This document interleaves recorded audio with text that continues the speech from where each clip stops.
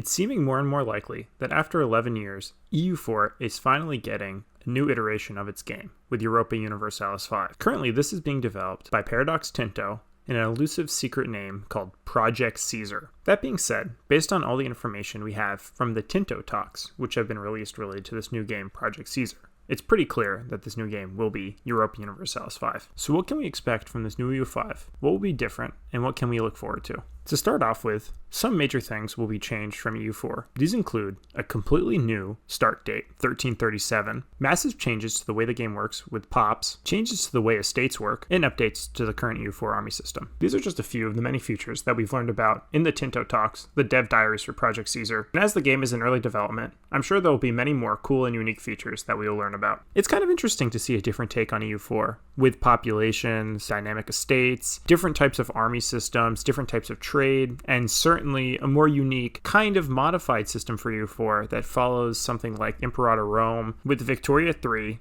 CK3, and some EU4 features. During all of this, EU4 is still currently being updated. EU4 patch 1.37 and Winds of Change coming out. However, it does appear that EU4 is becoming a fully fleshed game, with only minor tweaks and certain things being changed that honestly can be pushed towards a newly updated and new edition of the Europa Universalis series. Not to say I don't like EU4 content and flavor, but it's been going on for 11 years, and at some point you have to put it to bed. Obviously, a major concern of mine with any new Paradox game, but especially a game like EU5, is how they change it from its previous iterations. In some instances, I feel like it can work, like simplifying HOI3 into HOI4, or changing some features from CK2 to CK3, such as dynamic dynasties, or maybe changing ships to no ships. But sometimes these things can be misses, with how Vic3 was significantly more an economic simulator than Vic2, which felt like a better game, especially related to the broad view of wars, economy, and more. So it really depends on what EU5 will be. Obviously, Paradox knows that Imperator Rome fell flat on its head, but they are taking features that weren't in EU4 from Imperator Rome and putting them into this new EU5/Project Caesar.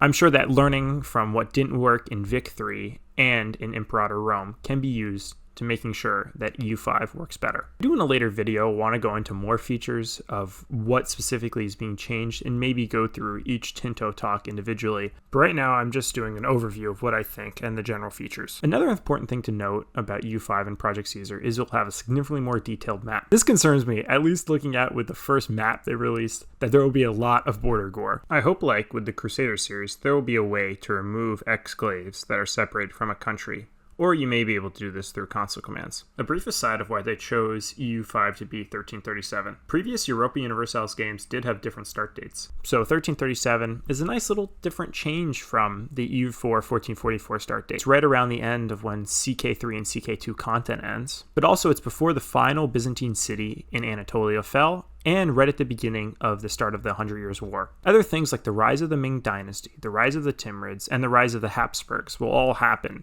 during these first 100 years, which we don't really see in the start of EU4 today. So it'll be kind of interesting to compare these different start dates and see how we feel, and I'm sure maybe Paradox, like with CK3, will release a DLC with new start dates. They didn't really do that with the EU4, but it's a new game, new system, who knows? The EU4 gameplay was a magical system with mana and other abstract variables. However, in EU5, they decided to make things more grounded and less related on these abstract magical systems. These specific development features could include food, income, other materials which weren't really available in EU4. I personally was never really super opposed to mana, but I do understand why some people dislike its unrealistic features. Certain things will also be making comebacks, such as the manpower pool, which the devs did feel wasn't super realistic, but it does help you base how large your armies work, with levies, mercenaries, and regular regiments being divided into specific different kinds of units. Therefore, it seems like EU5 is coming, and every week, or almost every week, we get a new Tinto talk. We've been getting new maps, and it seems like we're getting a lot of cool, interesting features and insights. Will EU5 be able to live up to EU4? I don't know. With Paradox's track record, it's kind of hard to see a release, or at least the early stages of a game, be as successful as later stages of the game. So it may take a couple years for a game like Project Caesar and EU5 to really live up to EU4. That could be 5 years, that could be 10 years, that could be 2 years, or maybe it'll be great from its start. But it does seem that it's trying to work through this late Middle Ages EU4 colonization time period in a cool cool and unique spin on its earlier iterations, and I personally appreciate that, especially when they're taking bold moves such as moving away from mana systems, changing to a pop-based system, and adding in features from other games that may have not worked in those games, but may work in the EU universe. I can't wait to see more about Project Caesar / EU5 in the future, and I hope you follow along with me. Hope you have a great rest of the day. Sincerely, Wonder Productions.